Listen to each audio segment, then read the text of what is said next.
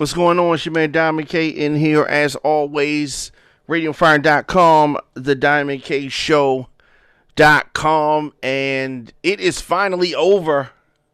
The debacle known as the RNC is finally over. My Lord. It was 4 days of lies, 4 days of misrepresentation, 4 days of deceit, and 4 days lived and recorded from another universe. Okay. And of course, we're talking about the Republican National Convention. Get into that in a moment. Radio on Fire talks to America through digital news, broadcast, and social media content. We are a rising multimedia platform generating over 350,000 listeners and viewers per month with our audio and video streams from politics, breaking news, celebrity info, sports talk, pop culture, and more. Radio on Fire keeps our audience covered. So, the shameless lies that littered Donald Trump's RNC speech, we are going to get into that. And some of the aftermath out in the streets of D.C. after the RNC last night, we're going to get into that as well. So, earlier this week, GOP failed miserably in their attempt to make a reasonable case for the re-election of Donald Trump. All right. I mean, if you want to just look at last night, all right, last night in a bloated, flat, over 70-minute speech in front of 1,500, 1,600 closely packed people, very few masks in sight, Trump delivered his official acceptance speech. According to the Washington Post, Trump presented the mother of all fabrication on the White House lawn. New York Times said, "Is there nothing Trump won't say?" I think that is an excellent question. Is there nothing that he won't say? He says things that can be clearly, easily disproven. Easily, right? We're going to get into some of those lies. Some people like to be polite, call them mistruths. The president has delivered the closing speech of the Republican National Convention. And he said that the forthcoming election would be the most important in U.S. history. That is true. That is very true. This country in the midst of a pandemic. At the helm, Donald Trump. This country is in the midst of people protesting in various cities across this great country because of injustices. Who's at the helm? Trump. Trump's at the helm. He said that he alone can fix it. Well, get to fixing, Mr. President. Get to fixing. So, in the speech, which he accepted his party's nomination to run for a second term, he listed his own achievements, which he has achievements, right? He has made some significant achievements. Not going to dispute that. And if he lists those achievements, fine. If you want to be aspirational, fine. But don't just blatantly lie and act like nobody's going to say anything. Republicans are going to say, why am I pointing these things out? I mean, he's lying, basically, clearly, easily proven lies. He also naturally criticized his Democratic opponent, Joe Biden. The speech was that of a scared man. A very scared man. There was fear sprinkled throughout the speech. If Joe Biden becomes president, people are going to be protesting in the streets. It's going to be violence. You mean like there already is right now? But we're going to get into more of those lies. Here's my question. Republicans, MAGA supporters, right? Spineless GOP, puppet Democrats who got on stage and supported Trump. If things were going so well for Donald Trump, if things were going so well in this country, there would be no need for him to lie about his accomplishments. There would be no need for the lies, right? Because things would be going so well. Republicans attempted to present a picture at the RNC like the coronavirus was gone. Very few masks in sight, as I said. Bunches of people crowded together. Last time we saw Trump have a rally with this many people, Herman Cain died after that. Who's next? Like Goldberg, right? The wrestler Goldberg. Who's next? What Republican is next to join Herman Cain? I mean, this is your president that's setting these things up, right? The president hurts his supporters more than he hurts anybody by the lack of leadership that he shows in the midst of a pandemic that he has repeatedly denied, downplayed. So, the president attempted to take credit for things that Obama did and would try to pass the stuff that's currently happening now off on Joe Biden. Like they're not happening right now. You know, I mean, maybe this is a hoax, right? Maybe it's all a big hoax. Trump attacked his Democratic rival over law and order against the backdrop of the recent unrest in our cities. Since the killing of George Floyd in Minneapolis in May, there have been calls to defund the police. And that means various things to various people, depending on who you ask. But what people really want that are asking to defund the police, they want some accountability and some police reform. That's what they really want. That's all of them. That's what they want. They want changes. They're saying, what can we do different so people, innocent people, unarmed people that are having contact with the law that happen to be black can stop being killed by law enforcement. That's what they want. I don't think that it's difficult to understand. Now, you can say you don't want to do that, right? I could accept that more than just outright denying that it's happening. Donald Trump and other Republicans have claimed that Joe Biden supports this defunding the police. But Biden has said repeatedly that he does not. And defunding it in the means that Trump is referring to, which means, taking money away, the actual meaning. Joe Biden never said that. He said back in June to CBS News, I don't support defunding the police. Can't get any clearer than that.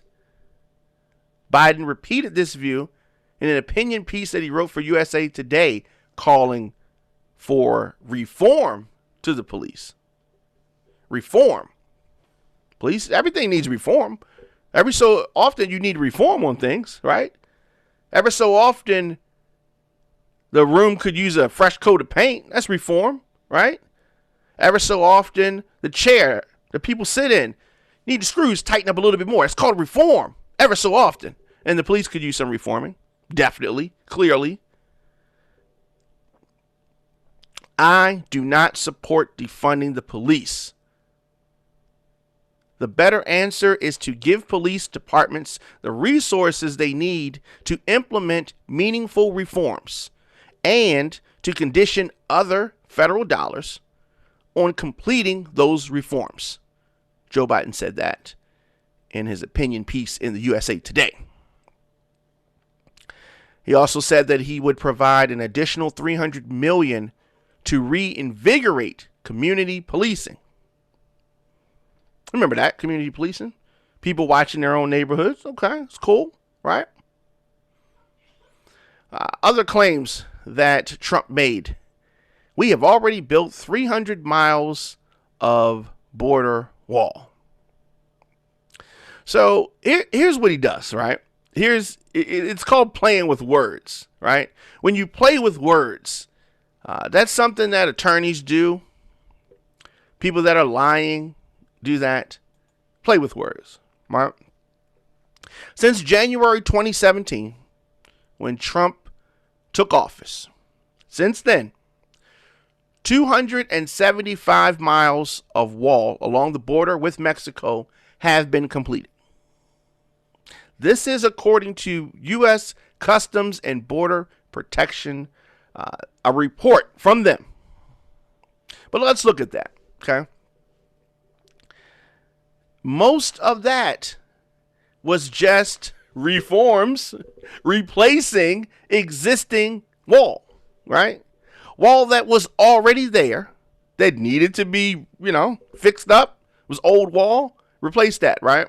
Now, if you want to take that and say that you built the wall, that wall was already built. You didn't build nothing, right? You didn't build nothing. If you have a house, right? And the house needs, another pillar here, some drywall here. Did you build a new house? No, this house was already here, right? House was already here. You made some additions to the structure that already existed, right? You go in downtown Baltimore, you go in downtown in whatever city you live in, and you see some buildings a little bit old looking, right? So if they reinforce things a little bit, give them some new windows. Did they build that building? It was already there, right? So how much new wall has Trump's, administration actually erected? 5 miles since 2017. Everything else that they've done has just been tinkering with wall that was already there. 245 miles of the wall has been built in place of old barriers. Now, 30 miles of new wall has been actually built. But what they have is they have an inner wall, right? So it's like a wall. It's like an inner wall to, keep that straight. And so they've built what they call the secondary wall. And that's to reinforce the primary wall, right? The border with Mexico is about 2,000 miles long. So when it all comes down to it, he has put up 5 miles of actual new wall, 25 miles of secondary wall, which is a reinforcing, and 245 miles of wall that was already there when he took office, when Obama was there, and, just rebuilt that. These are called lies and mistruths. Context is very important. Over the last 3 months, this is Trump talking, we have gained over 9 million jobs. A new record. That's what he says. Bring it back jobs. Bring it back jobs. America lost 22 million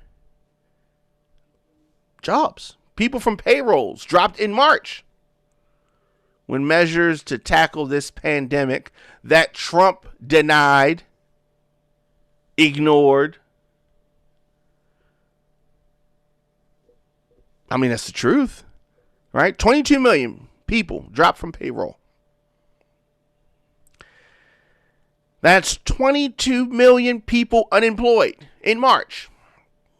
Since April, there have been 9 million people back to work, added to payroll.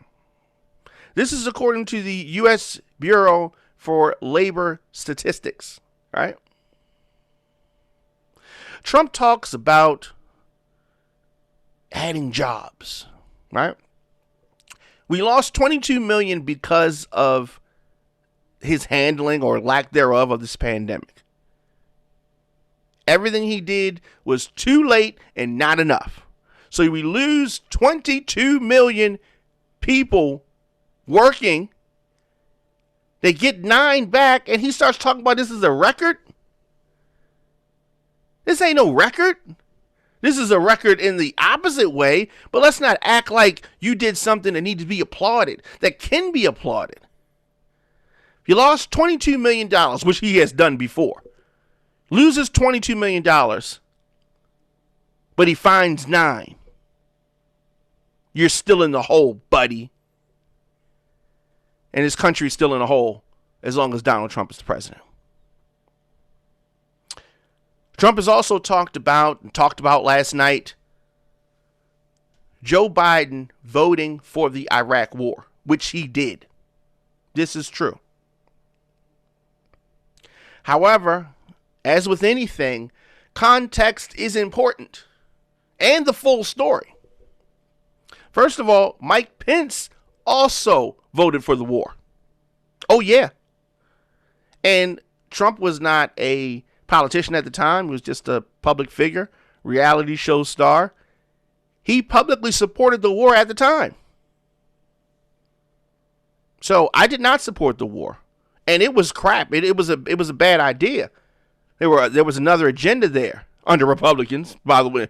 Let me say that. All right? But these people, Trump, Biden, Pence, all supported the war. Can't rewrite history now. All the wars that Trump claimed he was going to stop, the endless wars, no war has been stopped. There are more people in fighting than was fighting before he got there. Smoke and mirrors, lies, mistruths. We will always and very strongly protect patients with pre-existing conditions. And that is a pledge from the entire Republican Party. Lies. Donald Trump and the Republicans want to repeal Obamacare and replace it, but they don't have anything to replace it with, and have failed to do so despite pushing for it repeatedly in Congress. Earlier this summer, Trump's administration asked the Supreme Court to permanently end Obamacare and, of course, its provisions for people with pre-existing conditions. Can't have it both ways. On November the 10th, this is going to go to court, 7 days after the election. Claims that he wants to protect pre-existing conditions. But as always, the lies continue.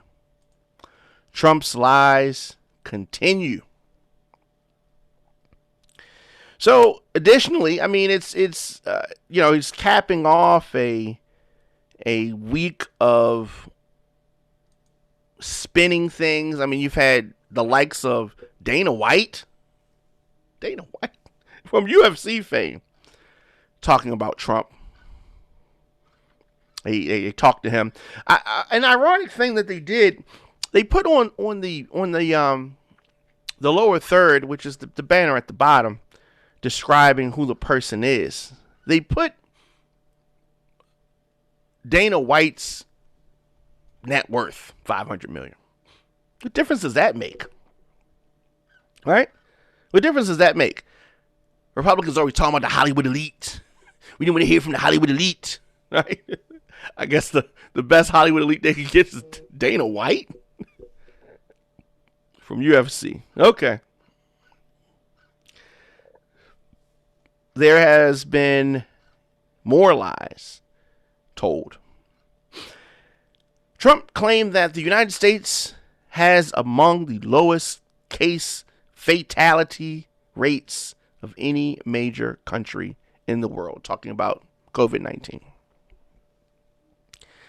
The president does not mention, if you looked at the interview that he did in the White House about a month ago, where he got all jammed up, pulled out some papers, and look at these papers, look at these figures. This is how he got jammed up the last time. Talking about the lowest case fatality rates, right? What does that mean, right? Here's the thing. He does not mention, here's what Trump does not mention.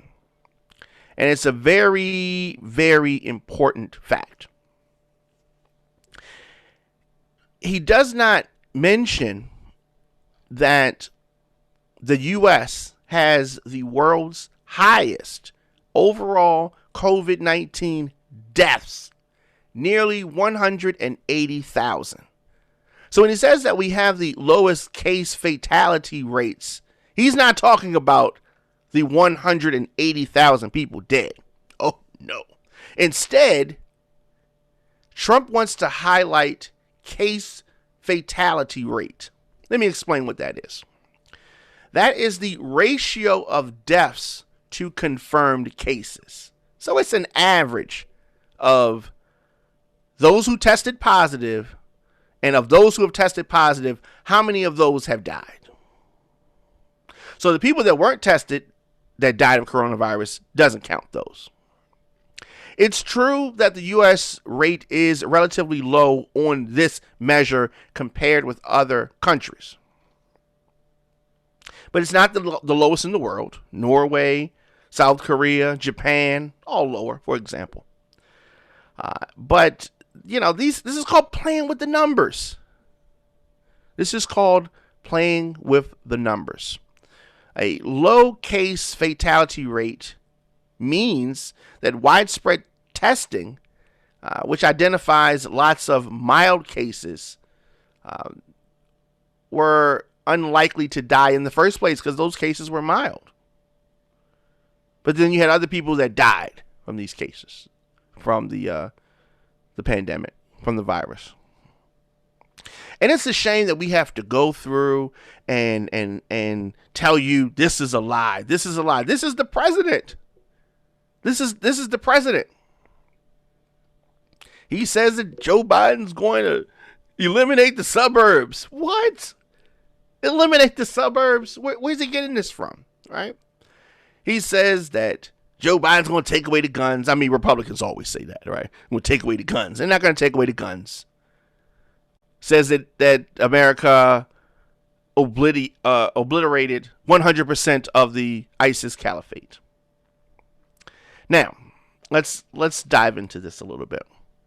It is true that the Islamic State group's territory, a caliphate that it declared back in 2014 across parts of Syria and Iraq, came to an end during Trump's first term. The U.S.-led alliance defeated the group in its last stronghold in Syria back last March 2019. But despite the demise of the physical caliphate, ISIS remains a battle-hardened, well-disciplined force. What does that mean? Okay, they're homeless, but they're still out there, right? They don't have a physical base, but they're still a threat. They're still a threat. It's not over yet. It is not over yet. And I could go on and on doing a reality check on his speech last night. Donald Trump, I'm talking about. Now, when we talk about reality checks, right? When you talk about reality checks, I think that is an excellent segue. Reality check. The ratings for the RNC, and specifically Trump's Thursday night convention speech, was his chance, and it's not his final chance, but it was his final chance during the RNC to make the case for re-election. And something that's so important to Trump, like so very important, something that he always talks about, something that he talked about the NBA when he took shots at them for protesting, boycotting. Ratings. Ratings were lower than Joe Biden's speech was a week ago. Oh, yeah. It's low ratings. Ratings are very low. So, 23.8 million people watched Trump's RNC address across 13 cable and broadcast networks. 24.6 million people watched Biden's DNC address on 12. So less than Trump's amount of channels, and Biden still had more viewers. I'm sure that that's something that upset the president. The gap between Biden and Trump was wider than that earlier in the day, even when fewer networks were counted in the total. Moreover, the Democratic convention was also overall higher rated than the RNC and the Republican convention, when the audience was counted for all 4 days. So more people wanted to hear what the Republicans had to say. No. More people wanted to hear what the Democrats had to say. So the DNC getting higher ratings than the RNC. Biden getting higher ratings than Trump. What does that mean? I don't know. In a few weeks, we're going to have debates, and that's going to be something in itself. That's definitely going to be something in itself. Just tuning in, your man Diamond K, of course, RadioOnFire.com, TheDiamondKShow.com. Radio on Fire talks to urban America through our digital news broadcast and social media content. We are a rising multimedia platform generating over 350,000 listeners and viewers per month through our audio and video streams. From politics, breaking news, celebrity info, sports talk, pop culture, and more, Radio on Fire keeps our audience covered. And, you know, speaking of the RNC last night, many of the guests, many of the RNC, Trump lackeys had a little bit of trouble last night leaving. Rand Paul, among other RNC guests, were escorted to safety by police after being confronted by protesters. There were protesters, if you were watching social media, there were protesters around the White House, but, they had the big gate up, and they could not get in. Obviously, if the gate wasn't there, it would have, who knows how, that might have been better TV, might have got better ratings if they had the gate open. But Senator Rand Paul and his wife were among protesters, and it wasn't a good time for the RNC guest, his wife, and others. So demonstrators rolled up on them as they left the Republican National Convention at the White House. This is why you shouldn't have it at the people's house, which is the White House. Journalists on the scene, and photos and social media video clips. There were hundreds of anti-Trump protesters that could be heard on the South Lawn, or from the South Lawn. They were just on the other side of the gate. Once the convention concluded and the fireworks were over, and the fireworks were nice. It was a nice little display, but the fireworks, and there was the Georgia representative. He was rolled up on, and I ain't signed up for this, and all of that. So the police helping them get to their vehicles, and they looked very uncomfortable. Rand Paul got a good talking to. People were very angry as they should be, considering all that's going on right now. How could they not be angry? There is so much going on right now. So RNC is over. Now we are preparing for debates, and that right there is going to be interesting. Pence and Kamala will mop the floor with Pence. Trump and Biden, I'm nervous about that. Off the cuff, here's the thing. Trump's speech last night was flat because he was on the teleprompter. He doesn't read that well, can't see that well, so he's squinting, trying to read stuff looks like you've never seen before. He's given some good speeches before and riled the base up. Those speeches come when he's off the teleprompter.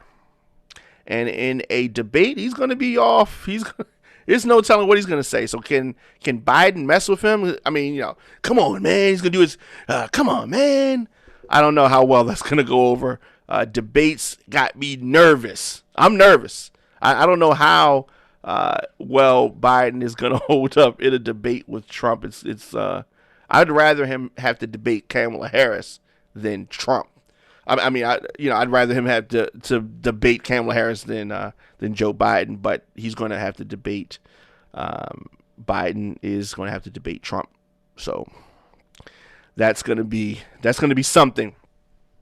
Also today, thousands attended the March on Washington. This was a commemoration capping off this week of protest and outrage over the police multiple shootings, Civil rights advocates highlighted the scourge of police and vigilante violence against Black Americans.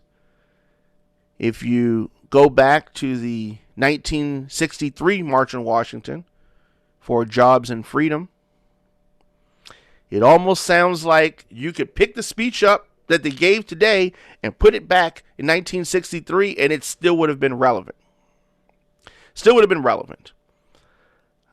The Lincoln Memorial, where Reverend Dr. Martin Luther King Jr. delivered his historic I Have a Dream address, vision for racial equality that still remains elusive for Americans. Still, after all these years. Of course, the people gathered on the heels of yet another shooting by a white police officer of an unarmed Black man, this time 29-year-old Jacob Blake in Kenosha, Wisconsin, a few days ago. Of course, sparking protests and violence that left 2 dead. Who got killed, right? Protesters. People that wanted justice and equality, killed by Trump supporter and white supremacists. Clearly,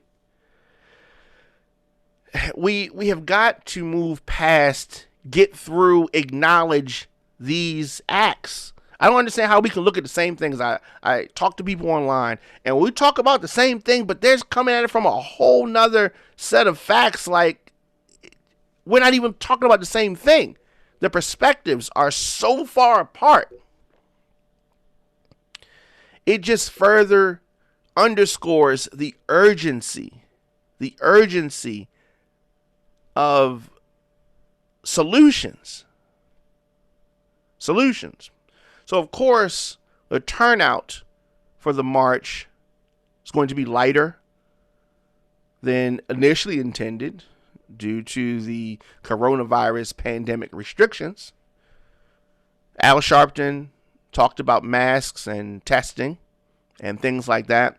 And I cannot talk about the 1,500 people that the president had in the South Lawn and not talk about the people gathered for the March on Washington. There were more masks than I saw last night at the RNC. Say that. I just don't think it's time to have mass gatherings like that. I don't. No matter what it's for.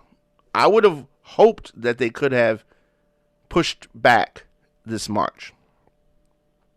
Because while what the president did last night was a super spreader event, I cannot sit here and say that the March on Washington is not going to be a super spreader event either.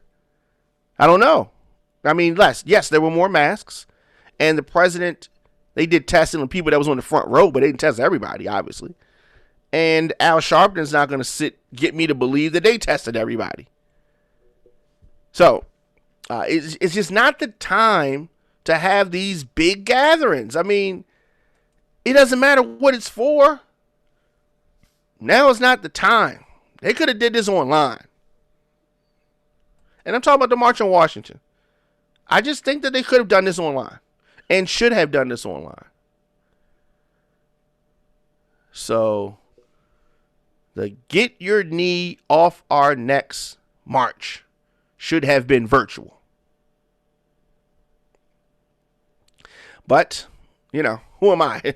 Al Sharpton doesn't have my phone number. He did not call me. But had he called, that's what I would have told him. Should have been virtual. Tune in to the Diamond K Show, of course, radioonfire.com, thediamondkshow.com. You can advertise with us.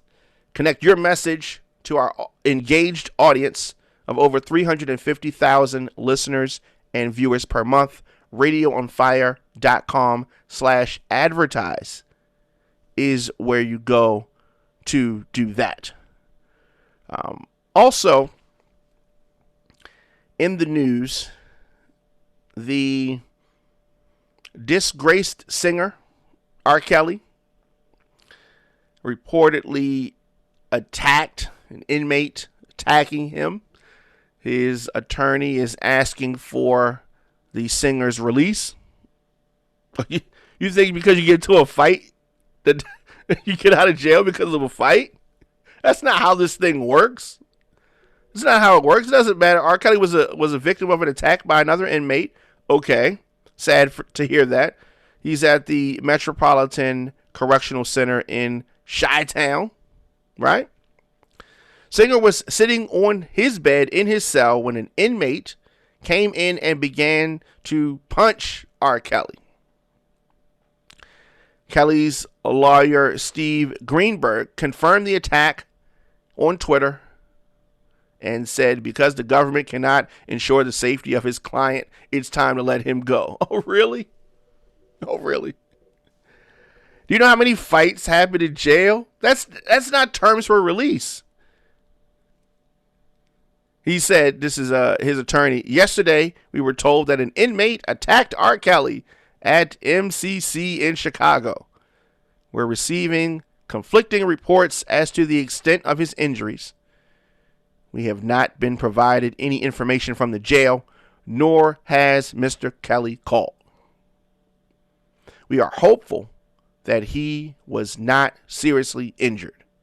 But you just automatically say that he needs to be released. But you don't even know how injured he is. He continued, regardless, it's time to release Mr. Kelly. The government cannot ensure his safety, and they cannot give him his day in court. We should not incarcerate people indefinitely because we cannot provide them with due process. So, he has not gone to court yet, of course. And Kelly has been in jail since 2019 when he turned himself in after being charged with sexual abuse of 4 girls. At least 3 of them were minors. So, should R. Kelly be released? I say no. I mean, not right now. I mean, why is he being released? Because he got into a fight? No, that's not grounds to release. His attorney trying to make a case for saying that he hasn't been to court yet, and that's because of the pandemic. His case would have happened already, and it's supposed to be this fall. Also in the news, nearly 40 children rescued in Georgia as part of a sex trafficking bust. 39 kids rescued after authorities, both local and federal, secured their safety as part of Operation Not Forgotten. Operation Not Forgotten. Very powerful name for this this movement. The bust spanned about 20 counties within the metro Atlanta area. According to reports, the U.S. Marshals, fugitive hunters, and other agencies searched North and Middle Georgia looking for missing and exploited kids. In all, 26 endangered children were recovered, and another 13 missing children were found. This is a serious thing. The spokesman for the U.S. Marshals Service said this: "These missing children were considered to be some of the most at-risk and challenging recovery cases in the area, based on indications of high-risk factors such as victimization of child sex trafficking, child exploitation, sex abuse, physical abuse, and the medical or mental health conditions." Other children were located at the request of law enforcement to ensure their well-being. Wow. So this is, this is good news, considering how these things usually go. It was a 2-week operation, and they were able to locate many sex trafficking victims in the state of Georgia. Always, you want to think that people would not want to harm kids, the most vulnerable among us. But as you already know, many people do not share that view. And before we get out of here, we've been talking about protesting. We talked yesterday about the NBA and LeBron James, who's led a small group of players who sought the advice of Barack Obama. The former president offered them guidance to continue playing with a plan of action. So, according to reports, Obama played the advisory role for the NBA's player leadership. If you got to get an advice from somebody, that's a good person. LeBron James, Chris Paul, and other players spoke to the former president about what their next steps should be after their very brief strike.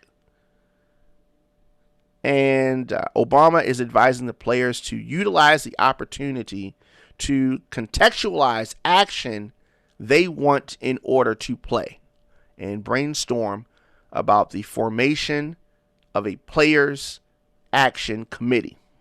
We're talking about action. I like the sound of that. I like that. Action. Because here's my thing. We already know that there's an issue.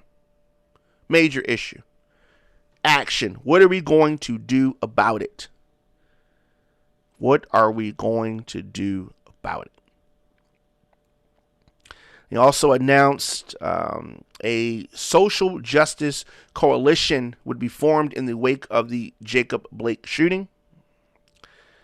LeBron James made it clear that he expects the NBA and its team owners to continue putting resources towards racial and economic justice efforts after the season ends.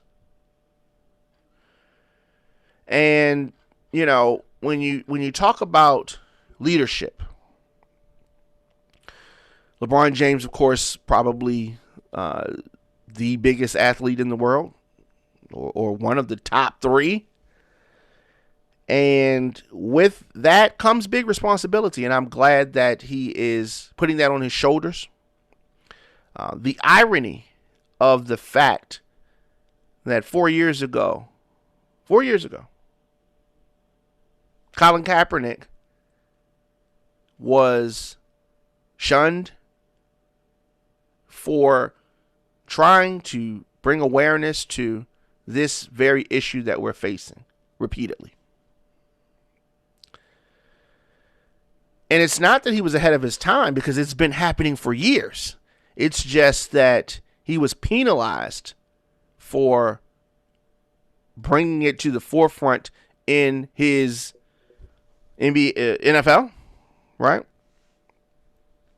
So that's where we are with things.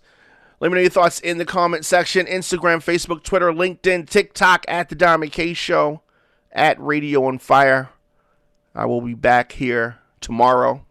You can follow the show on Spotify or wherever you get your podcasts from. New programs drop daily. RadioonFire.com, TheDiamondKShow.com, on YouTube.com/DJ Diamond K.